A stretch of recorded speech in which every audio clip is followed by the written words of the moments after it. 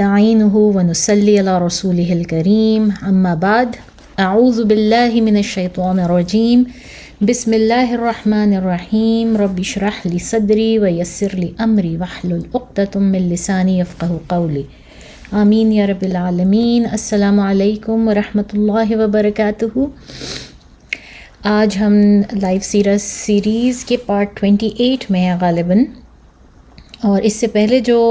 ہم نے last week بات کی تھی، ہم نے ریورژن کی بات کی تھی، حمزہ رضی اللہ تعالیٰ عنہ اور عمر بن خطاب رضی اللہ تعالیٰ عنہ کے اسلام میں داخل ہونے کی بات کی تھی، اور اس سے پہلے ہم ابیسینیا حبشہ کی بات کر رہے تھے، اور یہ واقعات ان دنوں میں ہی ہو رہے ہیں جب مسلمانوں کا دوسرا گروپ جو ہے وہ بھی حبشہ ہجرت کر چکا ہے فار گڈ، اور وہاں پر رہ رہا ہے کچھ عرصے سے۔ اس دوران یہ سب کچھ جو ہے کیا ہو رہا ہے اب کہ سب سے پہلے تو یہ دو بڑی ریورژنز ہوئیں اسلام کے اندر۔ اللہ تعالیٰ نے ان دو بہت مضبوط لوگوں کو مشرف با اسلام کیا، اور ان کے ذریعے اسلام کو بہت تقویت پہنچائی، اس وقت کے مسلمانوں کو بہت تقویت پہنچائی۔ اس کے علاوہ کیا ہو رہا ہے اب ان کے پیچھے؟ اب جب قریش نے دیکھا کہ مسلمان تو نکل گئے ہیں یہاں سے، ایک بڑی تعداد مسلمانوں کی مکہ چھوڑ کے جا چکی ہے، اور پیچھے اب چند ہی مسلمان رہ رہے ہیں، اور جو رہ گئے ہیں ان میں بہت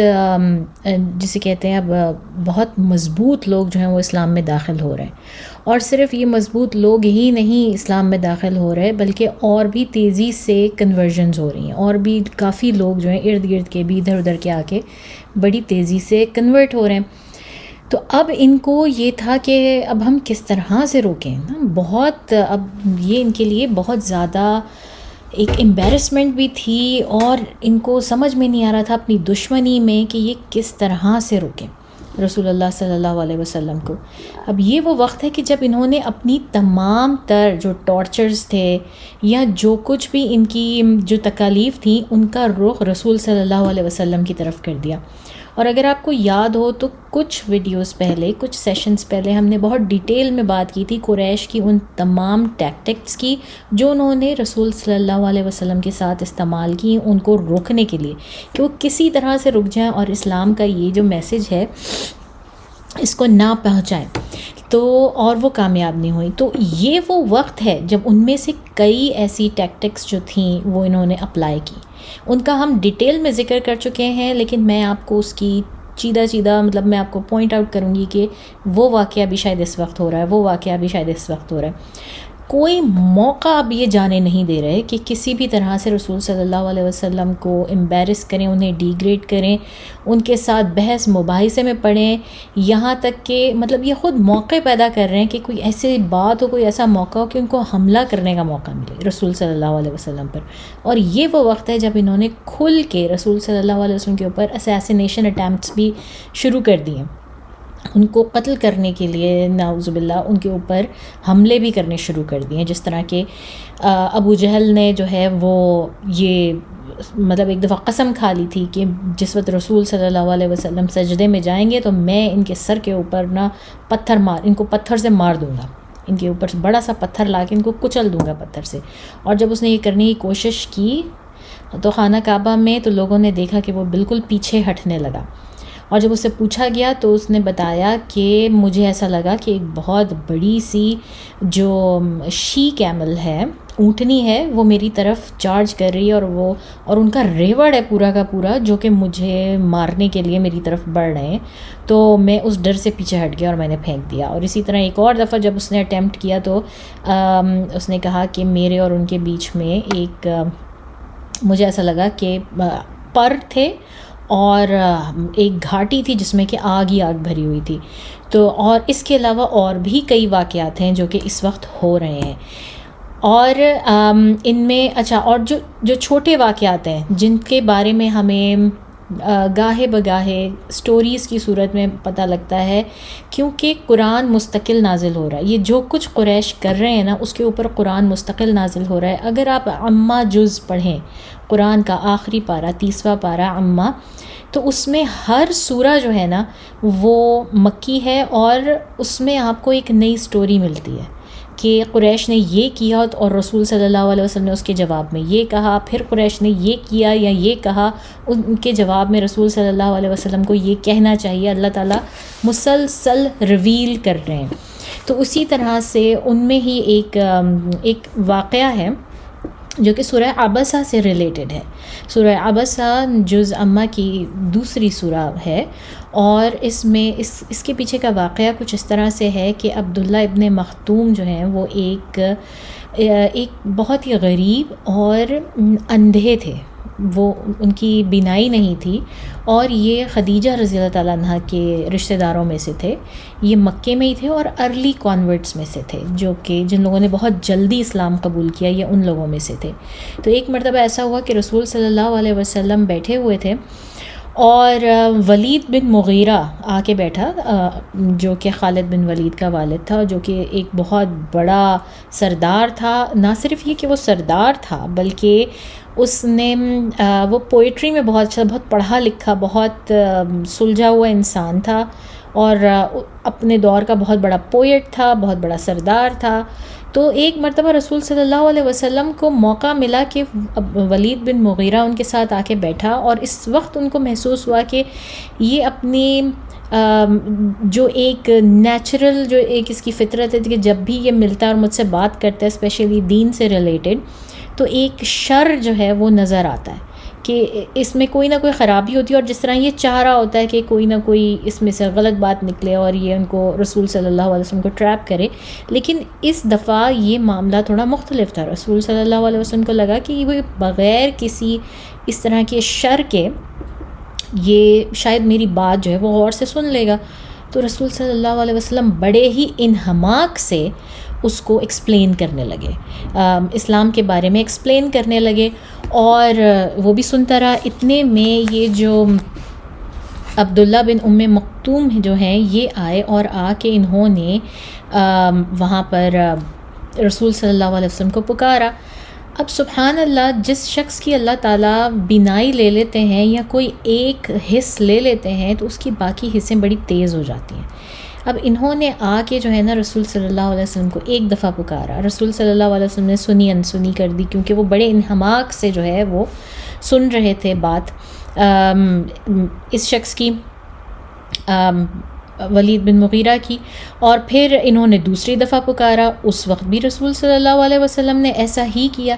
کہ ان کی بات نہیں سنی، اور ذرا سا جسے کہتے ہیں نا ماتھے پہ ذرا سا یوں شکن سی ڈال لی. اب عبداللہ ابن مکتوم کو بھی یہ تھا کہ یہ میری بات سن لیں جلدی سے، اور اس کی کچھ وجوہات بھی ہو سکتی ہیں. ایک تو یہ کہ ان کو بعض اوقات ایک شخص جو آلریڈی معاشرے کے اندر بہت دباؤ کا شکار ہو، وہ اس کی بات جب کوئی ایک بہت جلیل القدر، بہت ہی بڑا سردار جو کہ رسول صلی اللہ علیہ وسلم کی نیچرل پوزیشن بھی تھی، اس میں سن رہا ہو، تو وہ لوگوں کو یہ دکھانا بھی چاہتے ہیں کہ دیکھو میری بات سنی جا رہی ہے یا میں امپورٹنس رکھتا ہوں. تو ان کو یہ تھا کہ رسول صلی اللہ علیہ وسلم فوراً میری طرف مخاطب ہو جائیں گے، جو کہ رسول صلی اللہ علیہ وسلم ہمیشہ کرتے تھے. اور پھر یہ بھی تھا کہ وہ جینوئنلی کچھ پوچھنا چاہ رہے تھے، کچھ جاننا چاہ رہے تھے. تو جب اس طرح 2-3 دفعہ رسول صلی اللہ علیہ وسلم نے ان کی بات نہیں سنی بلکہ ماتھے پہ ہلکی سی شکن ڈالی، تو اللہ تعالیٰ نے، آپ دیکھیں سورہ عبسہ میں کتنی خوبصورت آیات ریویل کی ان نابینا صحابی کے لیے. بسم اللہ الرحمن الرحیم. عبس و تولا، پیغمبر چیں بجیں ہوئے اور منہ موڑ لیا کہ ان کے پاس ایک اندھا آیا، اور آپ کو کیا معلوم کہ شاید وہ پاک ہو جائے یا وہ نصیحت پکڑ لے تو اس کو نصیحت نفع دے، لیکن وہ جو پرواہ نہیں کرتا. یہ بات ہو رہی ہے ولید بن مغیرہ کی. آپ اس کے لیے توجہ کرتے ہیں،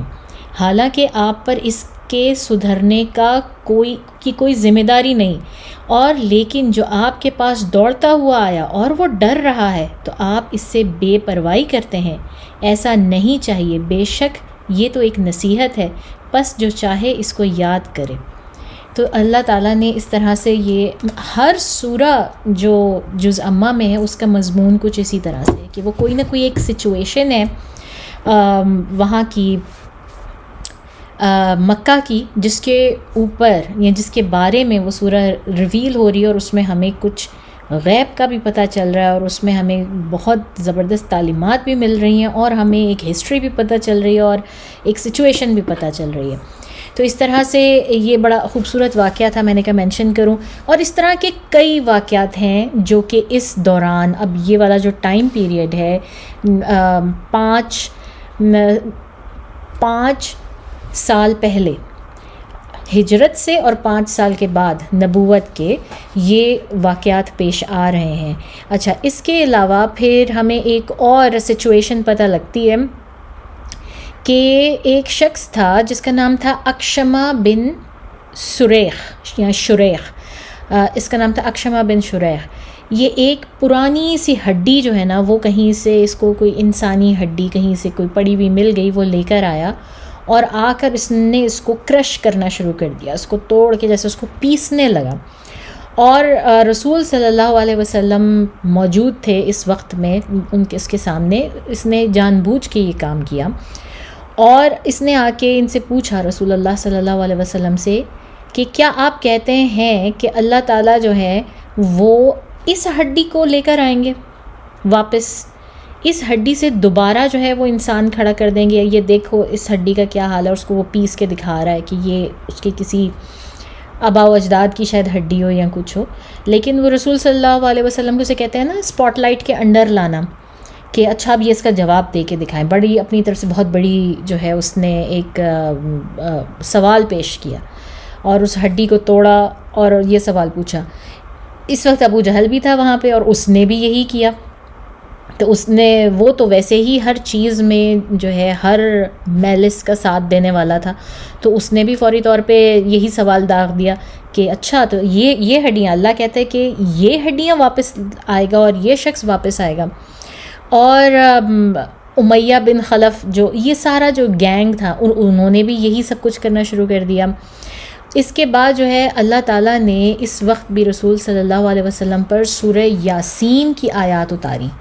اور سورہ یاسین میں اللہ تعالیٰ نے اس چیز کو ایڈریس کیا اور ان کو بتایا. میں آپ کو پورا نہیں بتا رہی، لیکن کہ اے محمد صلی اللہ علیہ وسلم، آپ ان کی باتوں سے غمزدہ نہ ہوئیے. رسول صلی اللہ علیہ وسلم نیچرلی بہت زیادہ غمزدہ ہوتے تھے ان کی باتوں سے. ان کو بہت تکلیف ہوتی تھی کہ یہ کیا کر رہے ہیں، کہ کس طرح کی باتیں کر رہے ہیں، اور یہ سنتے کیوں نہیں میری بات. تو رسول صلی اللہ علیہ وسلم کے لیے جو ہے اللہ تعالیٰ نے بہت ہی خوبصورتی سے سورہ یاسین جو ہے اس کی یہ آیات اتاری. اور یہ آیات سورہ یاسین کی جو ہیں یہ 76 سے 82 اگر آپ دیکھیں تو یہ آیات ہیں. میں آپ کو پڑھ کے ان کا ترجمہ پڑھ کے بتاتی ہوں. پھر آپ ان کی بات سے غمزدہ نہ ہوں، بے شک ہم جانتے ہیں جو وہ چھپاتے ہیں اور جو وہ ظاہر کرتے ہیں. کیا آدمی نہیں جانتا کہ ہم نے اسے منی کے ایک قطرے سے بنایا ہے، پھر وہ کھلم کھلا دشمن بن کر جھگڑنے لگا اور ہماری نسبت باتیں بنانے لگا اور اپنا پیدا ہونا بھول گیا. کہنے لگا بوسیدہ ہڈیوں کو کون زندہ کرے گا؟ کہہ دو انہیں وہی زندہ کرے گا جس نے انہیں پہلی بار پیدا کیا تھا، اور وہ سب کچھ بنانا جانتا ہے. وہ جس نے تمہارے لیے سبز درخت سے آگ پیدا کر دی، تم جھٹ پٹ اس آگ سے سلگا لیتے ہو. کیا وہ جس نے آسمانوں اور زمین کو بنا دیا اس پر قادر نہیں کہ ان جیسے اور بھی بنا دے؟ کیوں نہیں، وہ بہت کچھ بنانے والا ماہر ہے. اس کی تو شان یہ ہے کہ جب وہ کسی چیز کا ارادہ فرما لیتا ہے تو بس اتنا ہی کہتا ہے کہ کن، اور وہ ہو جاتا ہے. تو اللہ تعالیٰ نے اس طرح گاہے بگاہے ان کی مختلف سچویشن کے جوابات جو ہے نا وہ مختلف صورتوں میں، ہمیں جب آپ قرآن پڑھیں گے تو آپ کو خود ہی اندازہ ہو جائے گا کہ ڈیفینیٹلی یہ بات جو ہے وہ کسی کے جواب میں کی گئی ہے. اچھا، پھر ایک اور ہمیں واقعہ ملتا ہے کہ رسول اللہ صلی اللہ علیہ وسلم طواف کعبہ کر رہے تھے، اور کسی نے ولید بن مغیرہ کو جو ہے وہ کہا، جو کہ تھوڑا سا کلچرلی اویئر تھا، تھوڑا پڑھا لکھا، جس کے بارے میں ہم نے پہلے بھی بات کی، کہ تم جا کے رسول اللہ صلی اللہ علیہ وسلم سے ایک ری بٹل کیوں نہیں کرتے، یعنی کہ ایک بحث مباحثہ جو ہے اس کا وہ کیوں نہیں کرتے. اور انہوں نے ایک پروگرام بنایا، ایک ری بٹل کا ایک پورا ایک ٹاپک بنایا، اور وہ ٹاپک کیا تھا کہ ایسا نہیں ہے کہ مکہ میں بہت سارے لوگ جو ہیں وہ یہ ایمان رکھتے ہیں کہ جو فرشتے ہیں وہ اللہ تعالیٰ کی بیٹیاں ہیں، اور اسی طرح سے جو کرسچنز ہیں وہ ایمان رکھتے ہیں کہ جو عیسیٰ علیہ السلام ہیں وہ اللہ کے بیٹے ہیں، اور جو جیوز ہیں وہ ایمان رکھتے ہیں کہ عزیر جو ہیں وہ عزیر علیہ السلام جو ہیں وہ اللہ کے بیٹے ہیں. تو اور یہ سب ان کی عبادت بھی کرتے ہیں، ان سے منتیں بھی مانگتے ہیں اور سارا کچھ.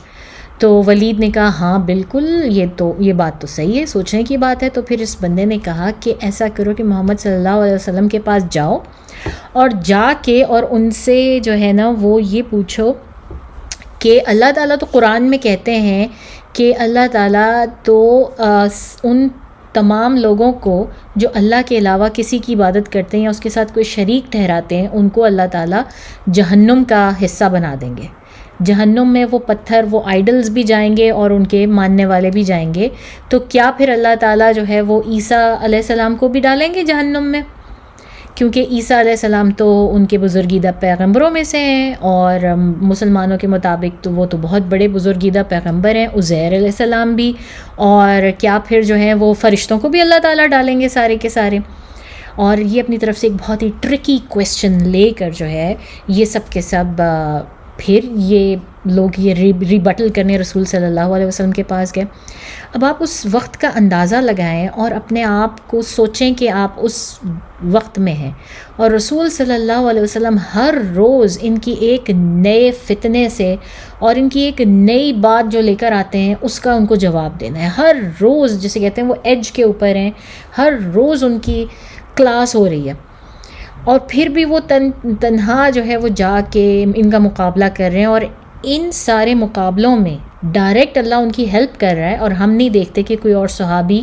یا کوئی اور ان کا مددگار ہے وہاں پر. وہ تنہا ان کا مقابلہ کر رہے ہیں.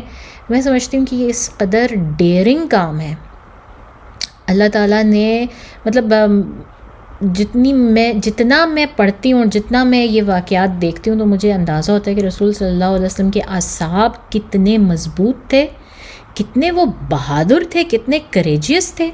کہ وہ اس طرح لوگوں کا مقابلہ زبان سے، ہاتھ سے، کیریکٹر سے، ہر چیز سے مقابلہ کر رہے ہیں. اب یہ ایک بہت بڑا ٹرکی کویسچن ہے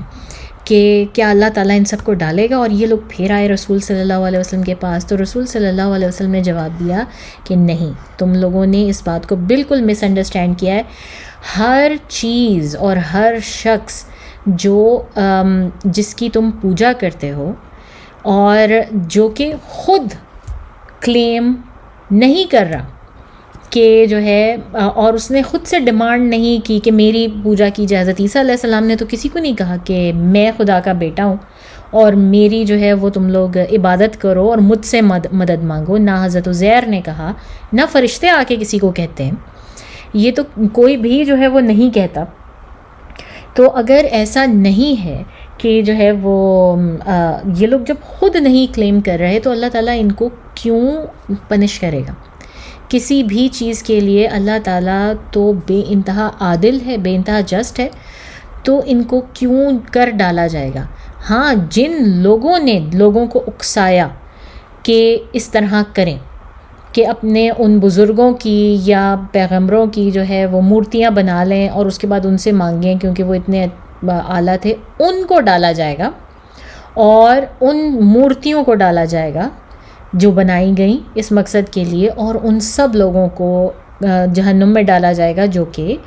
عبادت کرتے تھے، جو اس چیز پر ایمان لے آئے اور اس کی عبادت کرنے لگے. اور پھر اللہ تعالیٰ نے سورہ الانبیاء کی آیت 101 ہے، اس کے اندر جو ہے فرمایا، بے شک جن کے لیے ہماری طرف سے بھلائی مقدر ہو چکی ہے وہ اس سے دور رکھے جائیں گے،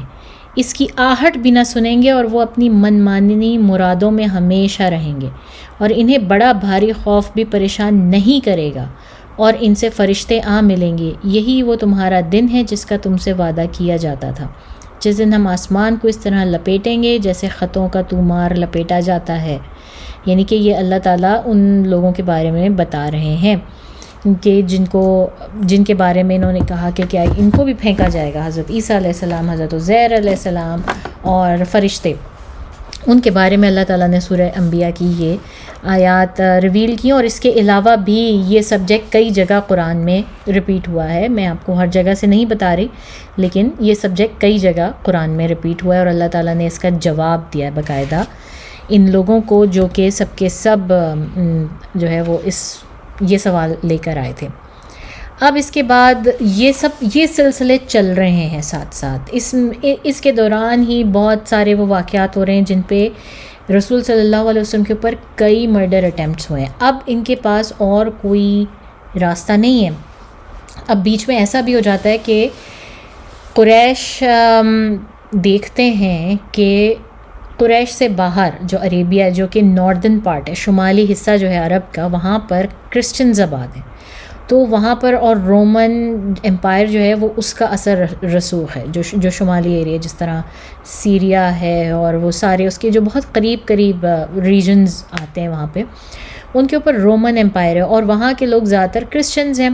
اب جس وقت حبشہ میں جو ہے وہ نجاشی کے بارے میں یہ باتیں مشہور ہوئیں کہ نجاشی جو ہے وہ مسلمانوں کے لیے اتنا سافٹ ہے کہ شاید اس نے ان کا ریلیجن قبول کر لیا ہے اور ان کے لیے اتنا اچھا ہے اور ان کو اسٹائپن دیا ہوا ہے اور ان کے ساتھ یہ ہو رہا ہے، مطلب ریومرز تو بہت جلدی پھیل جاتی ہیں نا. تو یہاں تک بھی پہنچیں، جو دوسرے کرسچنز تھے ان تک بھی پہنچیں، اور انہوں نے یہ سوچا کہ کیوں نہ ہم جا کے پتہ تو کریں کہ اس میں کیا سچائی ہے، اس شخص کے اس کلیم میں کیا سچائی ہے جن کا نام ہے محمد بن عبداللہ صلی اللہ علیہ وسلم، کہ لوگ جو ہیں اور ہمارا ایک مشہور بادشاہ اور ان کی طرف متوجہ ہو رہے ہیں. تو انہوں نے اپنا تقریباً 20 لوگوں کا ایک ڈیلیگیشن سا بنایا اور بنا کے وہ مکہ کی طرف بھیجا رسول صلی اللہ علیہ وسلم سے ملنے کے لیے. اور جب یہ نجد، ان کو کہا جاتا ہے نجدی ڈیلیگیشن، تو جب یہ لوگ مکہ آئے تو اب یہ بہت کوئی پڑھے لکھے لوگ تھے، بہت علم تھا ان کے پاس، اپنی بائبل کا علم تھا اور ان کے پاس لکھنا پڑھنا جانتے تھے. انہوں نے آ کے پتہ کیا کہ کہاں ملیں گے ہمیں یہ محمد صلی اللہ علیہ وسلم. تو اس کے بعد ان کی ملاقات ہوئی دارالارقم میں. رسول اللہ صلی اللہ علیہ وسلم سے دارالارقم میں ملاقات ہوئی اور انہوں نے ریکویسٹ کی کہ ان کے کچھ سوال ہیں جن کے جواب دیے جائیں. تو رسول صلی اللہ علیہ وسلم نے ان کے تمام سوالوں کے جواب دیے اور آخر میں ان کو دعوت دی، ان کو قرآن سنایا. اور جب ان کو قرآن سنایا اور پھر رسول صلی اللہ علیہ وسلم کی زبان مبارک سے ڈائریکٹلی قرآن سننا، اللہ ہم سب کو نصیب کرے. اللہ کرے کہ وہ دن آئے کہ ہم سب رسول صلی اللہ علیہ وسلم کی قرات میں قرآن سنیں، اور یہ انشاءاللہ صرف جنت میں ہوگا.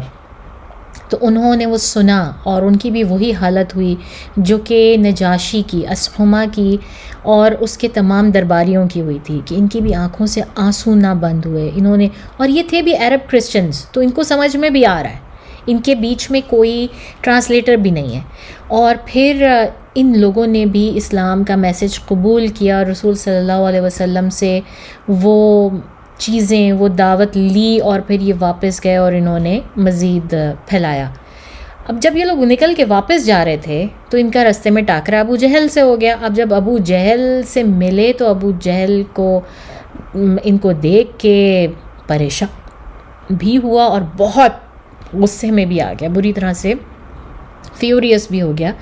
کہ یہ کیا. اور اس نے پوچھا ان سے، تم لوگ کہاں سے آ رہے ہو، کہاں جا رہے ہو، کیا کر رہے تھے؟ تو انہوں نے بتایا کہ ہم اس طرح سے نجد سے آئے ہیں اور ہم ملنا چاہتے تھے ان سے اور ہم ان کا پیغام جاننا چاہتے تھے، اور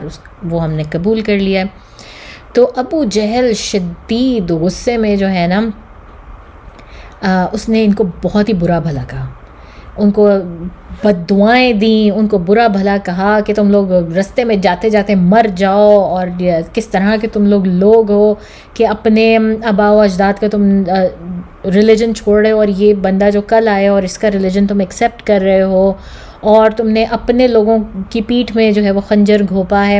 اور تمہیں تو اس آدمی کو جو ہے وہ پکڑ کے مارنا چاہیے تھا اور اس طرح کرنا چاہیے تھا، کہ یہ کیا کر رہا ہے، کیا لوگوں کو جو ہے ان کے دین سے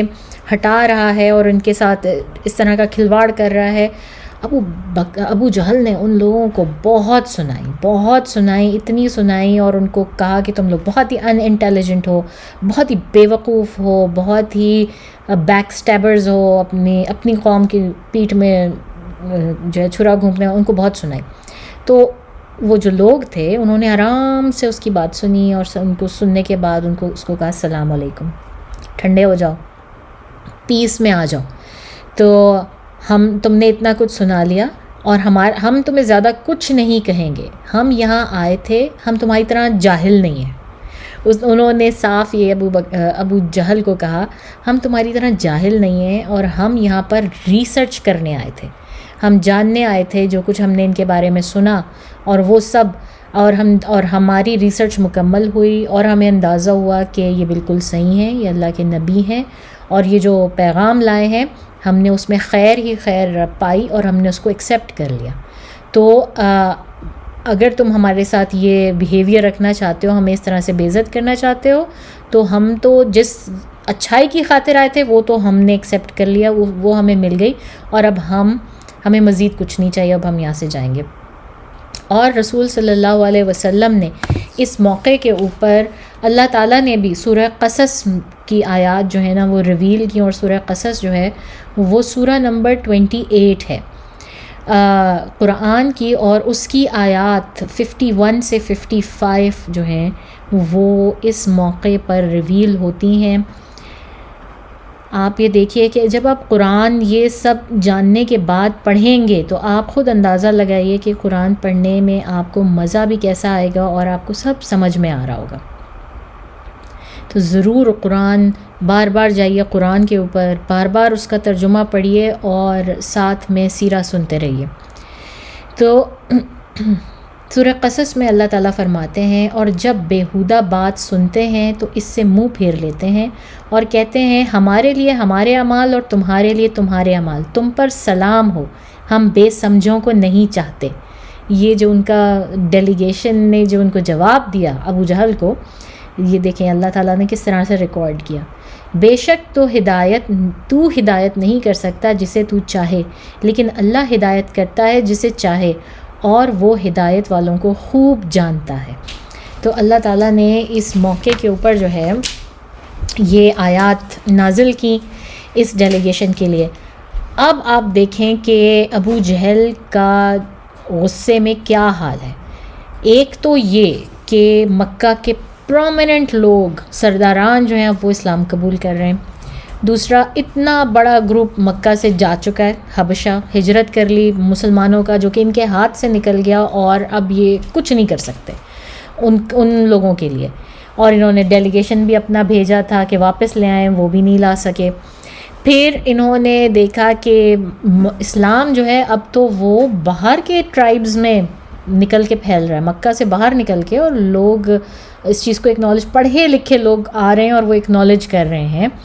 اور پھر یہ کہ یہ سارا کچھ براڈ ڈے لائٹ میں ان کی آنکھوں کے سامنے ہو رہا ہے، اور وہ کچھ بھی نہیں کر پا رہے. تو اس چیز نے ان کو اتنا پریشان کر دیا، اور اتنا جسے کہتے ہیں نا بیونڈ اینگری، کہ اب ان کے ذہن پہ بس اب ایک ہی بات چڑھ گئی کہ اب ہم نے کسی طرح سے رسول اللہ صلی اللہ علیہ وسلم کو قتل کرنا ہے، کسی طرح سے ان کی جان لینی ہے، ورنہ یہ فتنہ جو ان کی نظر میں فتنہ تھا یہ نہیں رکے گا، اور ہم لوگوں کو روک نہیں پائیں گے اسلام میں داخل ہونے سے. تو انہوں نے بس اس بات کے اوپر پلاننگ شروع کر دی، پلاٹنگ شروع کر دی. اور نہ صرف یہ کہ پلاننگ اور پلاٹنگ شروع کر دی، انہوں نے علل اعلان خانہ کعبہ میں اس چیز کا اعلان کر دیا کہ ہم مارنا چاہتے ہیں، اب ہم جان لے کے رہیں گے رسول اللہ صلی اللہ علیہ وسلم کی. اور انہوں نے اس کے بارے میں ظاہر کام شروع کر دیا. اب انہوں نے آخری دفعہ ایک اور دفعہ سوچا کہ ایک اور دفعہ ہم اپنا ایک ڈیلیگیشن ابو طالب کے پاس بھیجتے ہیں، جن کی پناہ میں رسول صلی اللہ علیہ وسلم، اور جو کہ قریش کے اس وقت سب سے بڑے لیڈر ہیں، ان کے پاس بھیجتے ہیں. اور انہوں نے ایک پورا جسے کہتے ہیں ایک ترتیب دی ہے، ایک پورا کا پورا کہ نریٹو کہ جو ہم نے جا کے بات کرنی ہے. اور اس کے مطابق انہوں نے ابو طالب کو جا کے کہا کہ ہم جو ہیں ہم آپ میں سے کسی کا کوئی برا نہیں چاہتے، ہم کسی کو کچھ نہیں کہنا چاہتے، لیکن آپ محمد صلی اللہ علیہ وسلم کو، اپنے بھتیجے کو ہمارے حوالے کر دیجئے، ہم ان کو مارنا چاہتے ہیں۔ اور پھر انہوں نے کہا آپ جو کہیں گے اور جتنا کہیں گے ہم اتنا اس کی دیت دینے کو، جو بلڈ منی ہوتی ہے وہ دینے کو تیار ہیں آپ کو، اور یہاں تک کہ ہم خود بھی نہیں ان کو ماریں گے، ہم باہر سے کوئی اسیسنیٹرز جو ہیں، اسیسنز، ان کو ہائر کریں گے کسی اور قبیلے کے بالکل باہر سے، تاکہ یہ بات بھی نہ آئے کہ قریش نے ان کو مارا، ہم ان کو ان کے ذریعے جو ہے وہ ان کا قتل کروائیں گے۔ اور پھر جو ہے اس معاملے میں آپ کی چوائس ہے کہ آپ کس طرح سے جو ہے وہ ہمیں محمد صلی اللہ علیہ وسلم ہمارے ہاتھ میں دے دیتے ہیں۔ اور پھر انہوں نے اس کے بعد ان کے ساتھ یہ بھی معاملہ رکھا کہ ٹھیک اگر آپ نہیں کرتے تو ہمیں اس کے نتیجے میں آپ سب کو، یعنی کہ پورے قبیلے کو، جو کہ بنو ہاشم تھا اور بنو عبد المطلب، رسول صلی اللہ علیہ وسلم کے دادا عبد المطلب کے جو امیڈیٹ بیٹے تھے، ان کے جو قبائل تھے، ان کو بالکل انہوں نے کہا ہم آپ سے بالکل ہر طرح کا کٹ آف کر لیں گے، ہر طرح کا بائیکاٹ کر لیں گے، اور ہم میں سے کسی قسم کی آپ کو کوئی ہیلپ نہیں ملے گی۔ اور یہ ایک ایسی سوسائٹی کی بات ہو رہی ہے جو کہ چلتی ہی ٹرائبل سسٹم پہ، جس کا بیس ہی اس بات پر ہے کہ آپ کا خاندان کیا ہے، آپ کس کو جانتے ہیں، کتنا پاورفل ہے آپ کا خاندان، اور آپ کا آپس میں ہی سارا کا سارا گٹھ جوڑ اور سب کچھ ہوتا ہے۔ اور انہوں نے یہ سب باتیں جا کے ابو طالب کو کیں، اور ابو طالب شدید جو ہے وہ غصے میں آئے، اور غصے میں آ کے انہوں نے ان لوگوں سے کہا کہ تم لوگ جو مرضی کر لو، میں کسی حالت میں اپنا بھتیجا تمہارے حوالے نہیں کروں گا۔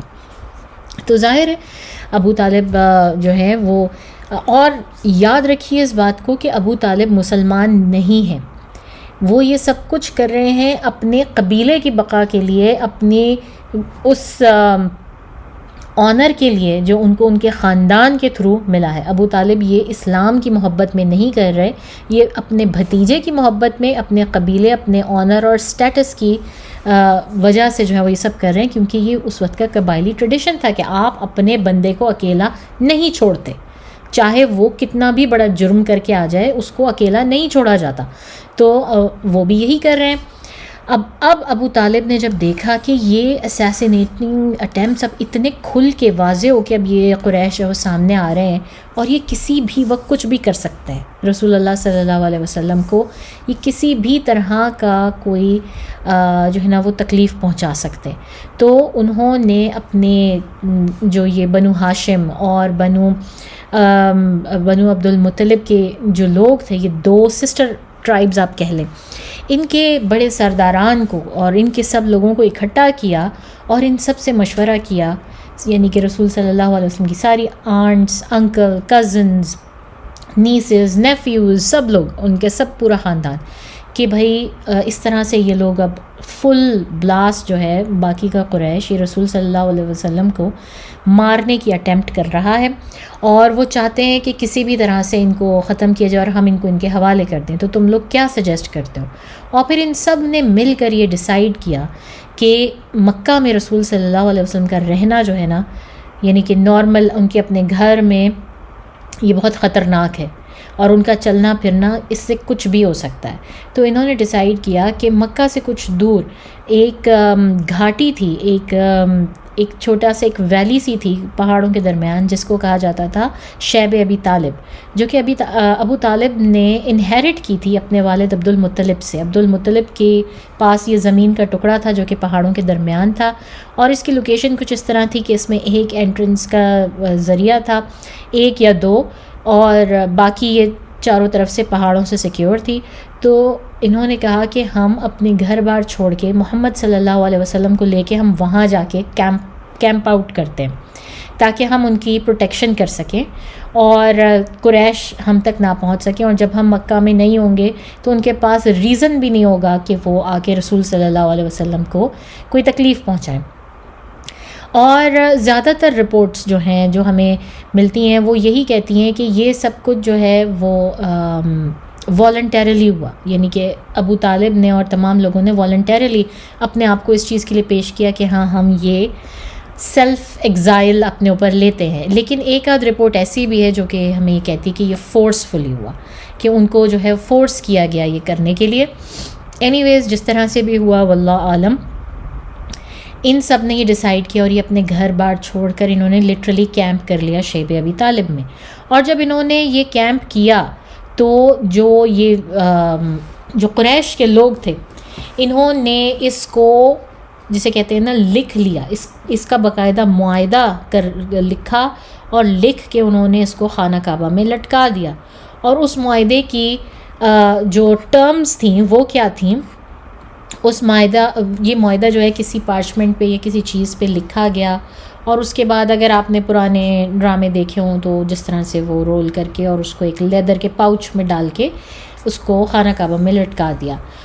اور اس کی ٹرمز جو ہیں وہ یہ تھیں کہ قریش کے ساتھ ہم کسی قسم کا کوئی تعلق نہیں رکھیں گے، اور تعلق سے مراد کہ ان کے اور ہمارے درمیان جو شادیاں ہوئی ہیں وہ تک ٹوٹ جائیں گی. نہ ہماری طرف سے کوئی کسی قسم کی تجارت کرے گا، نہ ان سے مطلب پیسے لے کر ان کو کوئی چیز بیچی جائے گی یا ان سے خریدی جائے گی، نہ ان سے بیچی جائے گی، نہ ان کو کھانا پینا دیا جائے گا، نہ ان سے بات کی جائے گی، نہ ان سے کوئی تعلق رکھا جائے گا. بالکل اس طرح سے ان کے ساتھ بائیکاٹ کیا جائے گا کہ جیسے کہ وہ ایگزسٹ ہی نہیں کرتے. They are literally like dead to us. ٹھیک ہے. اور اس تعلق کی جو ہے نا وہ اکثر گھروں میں بھی آج کل ہمیں اپنے گھروں میں یہ بڑا نظر آتا ہے، اس طرح کا بائیکاٹ، سوشل بائیکاٹ اپنے گھر کے کسی فرد سے کرنا یا کسی آنٹی سے یا کسی پھوپھی سے یا کسی چاہے ایون ہسبینڈ وائفز میں بھی ہوتا ہے. تو بہرحال انہوں نے یہ ڈیسائیڈ کیا کہ ہم ان کو بالکل جیسے کہتے ہیں نا اسموک دیم آؤٹ، کہ ان کو ہم اتنا بائیکاٹ کر کے ان کو اتنا اس حد تک لے آئیں گے کہ یہ مجبور ہو جائیں کہ یا تو یہ ہمارے ریلیجن میں واپس آئیں اپنے پرانے اولڈ ویز کے اوپر، یا پھر یہ مر جائیں گے. تو انہوں نے یہ کیا، یہ ساری ٹرمز لکھی، اور کروانے والا ابو جہل سب سے بڑا لیڈر، لکھنے والا شخص جو تھا اس کے کئی نام آتے ہیں، کہیں منصور آتا ہے، کہیں بعاث آتا ہے، کہیں نظر بن حارثہ. لیکن ایک جو بک ہے ان میں مجھے ان کا نام ملا ہے بغید بن عمر بن ہشام. یہ وہ شخص تھا جس نے یہ معاہدہ لکھا، اور رسول صلی اللہ علیہ وسلم نے اس شخص کے لیے بد دعا کی، اور پھر لوگوں نے دیکھا کہ اس کا ہاتھ ناکارہ ہو گیا اور اس نے ساری زندگی جو ہے وہ ڈسیبلٹی میں گزاری. پھر جناب یہ معاہدہ بھی انہوں نے لکھا اور لٹکا لیا. اور یہ کب ہو رہا ہے؟ کچھ رپورٹس میں ہے یہ مبعوث ہونے کے، رسول صلی اللہ علیہ وسلم کی دعوت آنے کے 6 سال کے بعد یا 7 سال کے بعد ہو رہا ہے. اور یہ کب تک چلا؟ یہ ہے تقریباً 3 سال تک یہ بائیکاٹ چلا. اور اس بائیکاٹ کے دوران رسول صلی اللہ علیہ وسلم جو ہیں وہ اور ابو طالب اور ان 2 قبیلوں کے جو بنی عبد المطلب اور بنو ہاشم، یہ 2 سسٹر ٹرائبز جو تھے، ان کے تمام تر لوگ وہ اس گھاٹی میں آ کے آباد ہو گئے. انہوں نے اپنے کیمپس لگا لیے، اور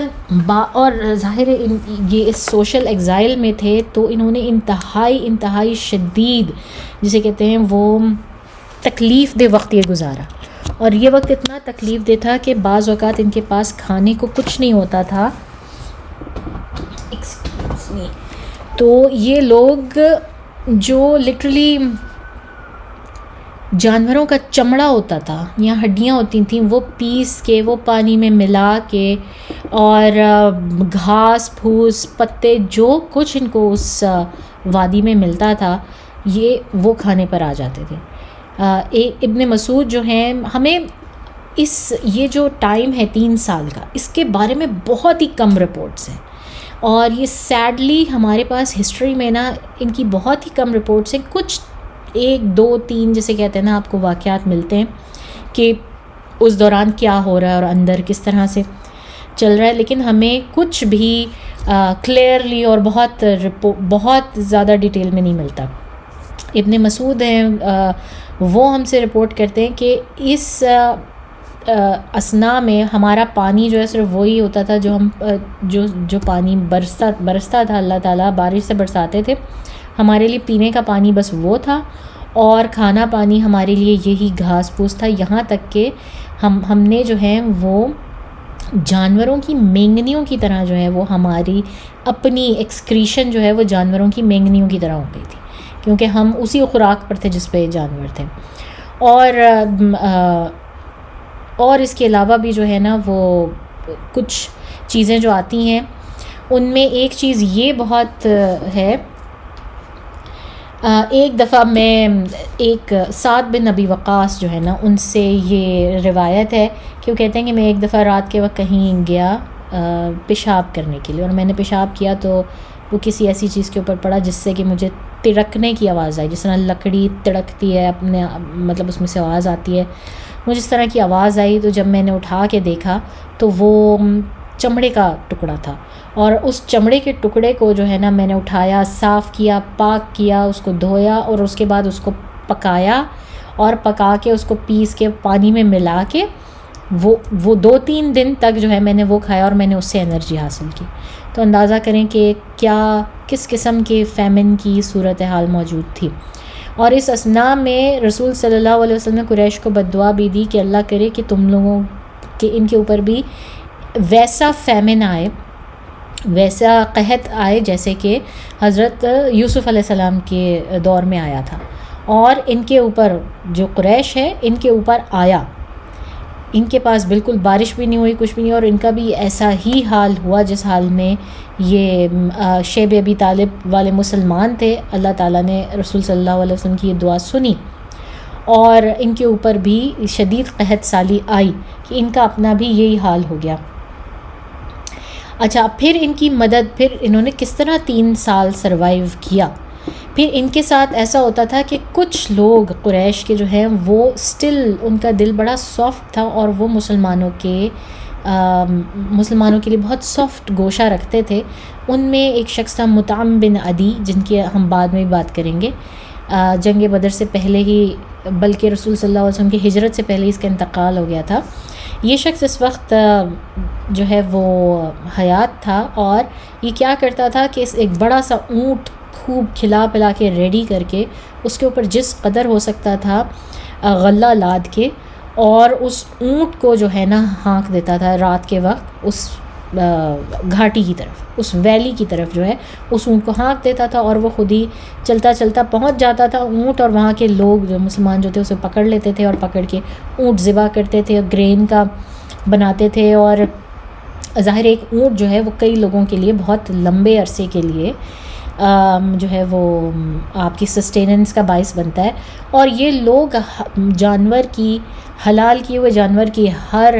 حصے سے فائدہ اٹھانا جانتے تھے، یہ کچھ بھی ضائع نہیں ہونے دیتے تھے، تو کچھ دن تک ان کا گزارا اچھا ہو جاتا تھا۔ اور یہ کام مطعم بن عدی کرتا تھا، ہشام بن حزام، الحکیم بن حزام، یہ لوگ دوسرے قبیلوں کے جو کہ مسلمان نہیں تھے، مگر ان کے دل نرم تھے، ان کے دل اتنے سخت نہیں تھے، اور اتنے کرول اور شروڈ قسم کے اینیمیز نہیں تھے جس طرح کا ابو لہب اور ابو جہل تھے۔ تو یہ بھیجتے تھے اس طرح سے کھانا بھیجا کرتے تھے۔ اور ایک چیز میں جو آپ کو بتانا بھول گئی کہ یہ سب لوگ گئے، ان میں واحد ایک شخص تھا جو کہ اس بائیکاٹ میں جا کے جس نے سیلف یہ ایگزائل جو اپنے اوپر نہیں آنے دیا، اور یہ سب سے بڑا کاورڈ ابو لہب تھا، رسول صلی اللہ علیہ وسلم کا چچا تھا، مگر اس نے جا کے ابو جہل کو کہا کہ بھائی میرا تو ان سے کوئی واسطہ نہیں ہے، کسی قسم کا کوئی واسطہ نہیں ہے، میں ان لوگوں کے ساتھ نہیں رہنا چاہتا، میں تو تم لوگوں کے ساتھ ہوں، اور تم لوگوں کو پتہ ہے میری لائلٹیز کس طرح کی ہیں، تم لوگوں کے ساتھ ہیں، تو میں تو ان کے ساتھ ہرگز نہیں جاؤں گا، ہرگز نہیں رہوں گا۔ اور اس نے انکار کر دیا، اور یہ نہیں جا کے رہا، اور یہ یہیں پر رہا، مکہ میں ہی رہا، اس سے اپنی لیوش لائف چھوڑی ہی نہیں گئی۔ اچھا، تو اب یہ ہوا کہ جو ہے یہ سب کچھ چل رہا ہے، اور مین وائل یہی جو لوگ ہیں ان میں سے کچھ لوگ جو ہیں وہ کھڑے ہوتے ہیں اور کہتے ہیں کہ یار یہ ہمارے بھائی بندو ہیں، یہ ہمارے ان میں سے کوئی انکل ہے، کوئی کچھ ہے، کوئی کچھ ہے۔ تو ہم نے ان کے ساتھ کیسا سلوک کیا ہوا ہے، ہم نے ان کو اس حال میں چھوڑا ہوا ہے، اور وہ بھی صرف ایک ابو جہل کے کہنے کے اوپر ہم نے ان کو، یہ تو بہت، یہ ہمارے لیے بھی بڑی امبیرسمنٹ کی بات ہے۔ اور یہ کوئی 4-5 لوگ تھے کہ ان کی ایک بڑی کانورسیشن ہوئی، ایک طرف یہ ہو رہا ہے اور دوسری طرف جو شیب ابی طالب میں کیا ہو رہا ہے، وہ رسول صلی اللہ علیہ وسلم کو اللہ تعالیٰ بتاتے ہیں جبریل کے تھرو کہ جو ٹریٹی لکھی گئی تھی نا، وہ کیڑوں نے کھا لی ہے، وہ ٹرمائٹس نے، اینٹس نے کھا لی ہے پوری، سوائے اس میں جہاں پہ بسمک اللہم لکھا تھا، سوائے اس کے وہ پوری کی پوری ٹریٹی کھائی جا چکی ہے۔ اور رسول اللہ صلی اللہ علیہ وسلم آ کر ابو طالب کو یہ بات بتاتے ہیں کہ مجھے میرے اللہ تعالیٰ نے یہ انفارم کیا ہے کہ اس طرح سے وہ جو ٹریٹی لکھ کے لٹکائی گئی تھی وہ کھا لی گئی ہے، اب وہ ختم ہے، اب وہاں پر کوئی ٹریٹی موجود نہیں ہے۔ اچھا، اب ان 3 سالوں میں اس کو ہم تھوڑا سا پاز کرتے ہیں، تھوڑا سا بیک جاتے ہیں کہ ان 3 سالوں میں اصل میں ہو کیا رہا ہے۔ ان 3 سالوں میں یہ جو وقت تھا نا، یہ اللہ تعالیٰ نے مسلمانوں کی تربیت کا وقت نکالا۔ ادروائز اگر رسول صلی اللہ علیہ وسلم مکہ میں ہی رہتے اور وہ ایکٹیولی دعویٰ کرتے رہتے اور یہ ان کو ہر وقت جو ہے وہ اسی طرح قریش کے سوالوں کے جواب میں لگے رہتے اور ان کے ساتھ مقابلہ کرنے کی جو ہے ریبٹلز میں لگے رہتے، تو وہ مسلمانوں کے اوپر کھل کے اپنا جو ہے وہ نہیں کر سکتے تھے، مسلمانوں کے اوپر کھل کے ان کی تربیت نہیں کر سکتے تھے۔ تو اس دوران بہت سا قرآن ریویل ہوا، اور رسول صلی اللہ علیہ وسلم نے اس گھاٹی میں بیٹھ کے جو صحابہ کرام ان کے ساتھ تھے ان کی وہ تربیت فرمائی کہ وہی صحابہ کرام، جیسے ہم نے سعد بن ابی وقاص کو دیکھتے ہیں، علی رضی اللہ تعالیٰ عنہ ہیں، بلال ہیں، اور جتنے بھی لوگ جو ان کے ساتھ موجود ہیں، یہ بہترین اور اسلام کے مائٹیسٹ لوگوں میں سے بنے۔ تو یہ آپ جسے کہہ لیں کہ اللہ تعالیٰ نے اس انتہائی مشکل سچویشن میں جو ان لوگوں کے لیے جو برکت، جو رحمت رکھی تھی کہ وہ رسول صلی اللہ علیہ وسلم کے اتنے قریب تھے اور ان سے مسلسل جو ہے وہ نالج حاصل کر رہے تھے، ان سے مسلسل برکات حاصل کر رہے تھے، اور کیا ان کی اس وقت تعلیم اور تربیت ہوگی جو رسول صلی اللہ علیہ وسلم سے 1 on 1 ان کی جماعت جو ہے وہ اس کی لیڈنگ رسول صلی اللہ علیہ وسلم کر رہے ہیں، ہر جماعت وہ ان کے ساتھ پڑھ رہے ہیں۔ تو ان کو مسلمانوں کو یہ موقع مل گیا جب وہ چھپ چھپ کے دارالارقم جاتے تھے اور ایک دوسرے سے چھپ چھپ کے معاملات جو سنتے تھے کہ اچھا اب نیا قرآن کیا آیا، اور کہ ان کو کھل کے موقع مل گیا۔ قریش اپنی طرف سے جو ہے وہ سمجھ رہے ہیں کہ یہ ایگزائل میں بیٹھے ہوئے اور ہم ان کے ساتھ بہت برا کر رہے ہیں اور یہ لوگ جو ہیں وہ تنگ آ کے ہمارے پاس واپس آ جائیں گے، لیکن دوسری طرف اللہ تعالیٰ مسلمانوں کو ٹرین کر رہے ہیں، وہاں پہ باقاعدہ ٹریننگ چل رہی ہے۔ اور جو ابو طالب ہیں وہ اتنے کانشیس ہیں اپنے بھتیجے کی زندگی کے لیے کہ کہتے ہیں کہ جس وقت سب لوگ سو جاتے تھے نا، تو وہ جاتے تھے رسول اللہ صلی اللہ علیہ وسلم کے پاس اور ان کو کہتے تھے کہ بھتیجے تم اٹھو اور یہاں سے جگہ بدلو۔ کبھی وہ کسی اور بندے کو لے جا کے وہاں پہ لٹا دیتے تھے، پھر جب سب لوگ سو جاتے تھے سب بالکل خاموشی طاری ہو جاتی تھی، پھر وہ جاتے تھے اور رسول صلی اللہ علیہ وسلم کو اٹھاتے تھے اور کہتے تھے نہیں یہاں سے بھی اٹھو، جگہ بدلو۔ اور یہ ایک اٹیمپٹ تھی ان کی کہ اگر کوئی وار ہوتا، ان کے کوئی اسیسن آتا ان کو قتل کرنے کے لیے، تو وہ دھوکہ کھا جائے، وہ کسی اور کو مار دے اور رسول صلی اللہ علیہ وسلم کی جان بچ جائے۔ تو ابو طالب باوجود اس کے کہ وہ مسلمان نہیں ہیں، باوجود اس کے کہ اس وقت ان کی عمر 80-90 سال کے قریب ہے، اتنے وہ بزرگ ہیں، وہ اتنے ایکٹیولی اور پرو ایکٹیولی اپنے بھتیجے کی نہ صرف یہ کہ حفاظت کر رہے ہیں، ان کے میسج کی حفاظت کر رہے ہیں، اللہ تعالیٰ کس طرح سے ان سے پروٹیکٹ کروا رہا ہے سارا کچھ۔ تو یہ سارا کچھ چل رہا ہے بیچ میں رسول صلی اللہ علیہ وسلم کے، اور پورا خاندان رسول صلی اللہ علیہ وسلم کا ان کے ساتھ ہیں، حضرت خدیجہ، ان کی بچیاں، بچے، اور ہر کوئی جو مسلمان ہے اور ان خاندانوں کا ہے وہ وہاں پر موجود ہے۔ اور یہ ایک طرح سے وہی حال ہے کہ جس طرح کووڈ جو ہے وہ بہت تکلیفیں لایا لوگوں کے لیے اور لوگ اپنے گھروں میں مقید ہو گئے، مگر انہوں نے وہ چیزیں ایکسپلور کی، ایک طرح سے بہت ہی خوبصورت وقت بھی رہا کووڈ کا۔ میں خود سمجھتی ہوں کہ بہت ہی اچھا وقت رہا کہ بانڈنگ آپ کی آپس میں اتنی اسٹرانگ ہو گئی، آپ بہت ساری وہ چیزیں پڑھ سکے، کر سکے جن کے لیے ادروائز آپ کے پاس ٹائم نہیں تھا، اور بہت ساری ایسی چیزوں کا آپ کو پتہ چلا جو پہلے لگتا تھا کہ گھر سے باہر نکلے بغیر ممکن ہی نہیں ہے، وہ آپ کر سکتے ہیں۔ تو یہ وقت جو ہے وہ بالکل ایسا ہی تھا بائیکاٹ کا یا مسلمانوں کے لیے۔ اچھا جی، تو ہم آ گئے تھے کہ باہر یعنی کہ مکہ میں لوگ جو یہ 4-5 لوگ تھے جن کا میں نام لیتی ہوں، ہشام بن عمرو، زہیر بن ابی امیہ، مطعم بن عدی، ابو البختری، زمحہ بن الاسود، یہ 4-5 لوگ تھے جنہوں نے کانسپریسی شروع کی کہ ہم کسی طرح یہ معاہدہ ختم کریں اور یہ مسلمانوں کے اوپر جو یہ ایگزائل شروع ہوا ہوا اس کو ہم ختم کریں، اور ادھر اندر کی طرف جو ہے وہ رسول صلی اللہ علیہ وسلم کو اللہ تعالیٰ انفارم کرتے ہیں کہ یہ ہو گیا ہے جی کہ وہاں پر کیا کہتے ہیں ان کو کھا لیا گیا ہے، جو ٹریٹی تھی ان کو کھا لیا گیا. اب یہ جو پہلے شخص جنہوں نے باہر یہ کام کیا وہ تھے ہشام بن عمرو. ہشام بن عمرو جو ہے وہ گیا ایک دفعہ اور اس نے جا کے خانہ کعبہ کا طواف کیا جو وہاں کا رواج تھا، اور اس کے بعد اس نے اونچا اونچا بولنا شروع کر دیا کہ آخر کب تک ہم عبد المطلب کے خاندان کو اس طرح سے بائیکاٹ میں رکھیں گے اور ان کے ساتھ یہ سلوک کریں گے، کہنے وہ ہمارے بھی کزنز لگتے ہیں اور ہمارے رشتہ دار لگتے ہیں، تو ایسا کب سے ہونے لگا ہے ہماری ہسٹری میں کہ ہم اس طرح سے جو ہے وہ کریں، اور میں تو اس وقت تک بیٹھوں گا نہیں ٹک کے جب تک کہ میں اس معاہدے کو پھاڑ نہیں دیتا جو کہ خانہ کعبہ کے اندر لگایا ہوا. اب جو ہے نا لیکن مطلب وہ جس طرح اپنے سیلف ٹاک کر رہے ہیں نا، اپنے آپ سے باتیں کر رہے ہیں، کہنے لگا کہ لیکن میں اس میں کیا کر سکتا ہوں، میں تو صرف اور صرف ایک شخص ہوں، بائی گاڈ. اس نے وہ کہا کہ بائی گاڈ اگر میرے ساتھ کوئی ایک شخص بھی ہوتا نا تو میں ضرور یہ کام کرتا، میں یہ معاہدہ ختم کروا کے دم لیتا. تو ایک اور شخص وہاں پہ جو تھا وہ آیا، وہ کہنے لگا کہ اچھا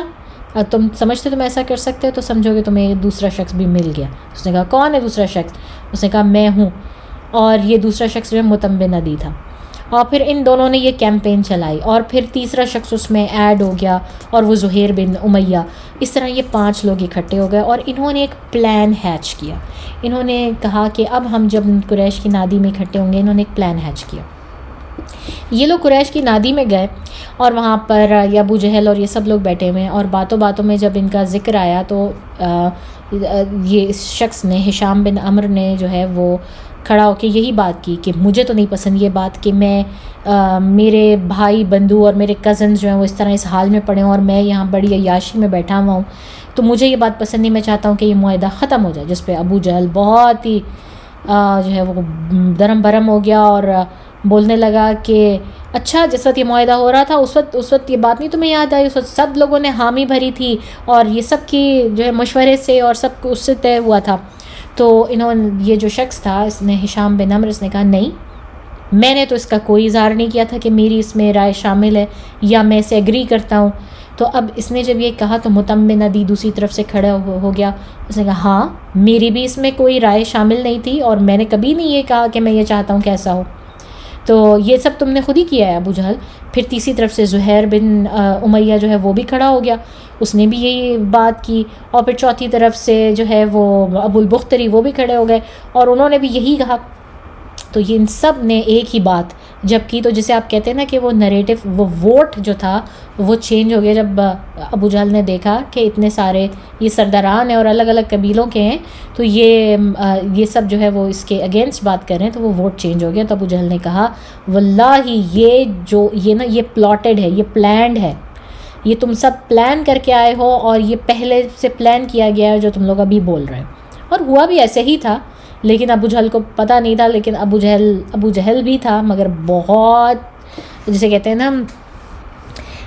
انٹیلیجنٹ بھی تھا، بہت ہی کننگ قسم کا انٹیلیجنٹ بھی تھا. تو بہرحال اس طرح سے انہوں نے کہا کہ نہیں ہم اس کو پھاڑ کے رہیں گے، اور ان میں آپس میں بحث مباحثہ شروع ہو گیا. اسی دوران جو ہے وہ ابو طالب بھی آ جاتے ہیں. اچھا اس سے پہلے ابو طالب وہاں پر رسول صلی اللہ علیہ وسلم سے پوچھتے ہیں کہ آپ واقعی تمہارے اللہ نے تمہیں یہ واقعی بتایا ہے کہ ایسا ہی ہو گیا ہے؟ تو رسول صلی اللہ علیہ وسلم نے کہا کہ جی بالکل میرے اللہ نے بتایا ہے کہ کہ وہ ٹریٹی جو ہے جس پہ لکھی گئی تھی وہ کھا لیا گیا ہے، وہ ختم ہو گئی. تو ابو طالب نے کہا کہ ٹھیک ہے، اب میں جا کے قریش سے بات کروں گا اور میں اپنا پورا کا پورا کیس تمہارے اس بات کے اوپر رکھوں گا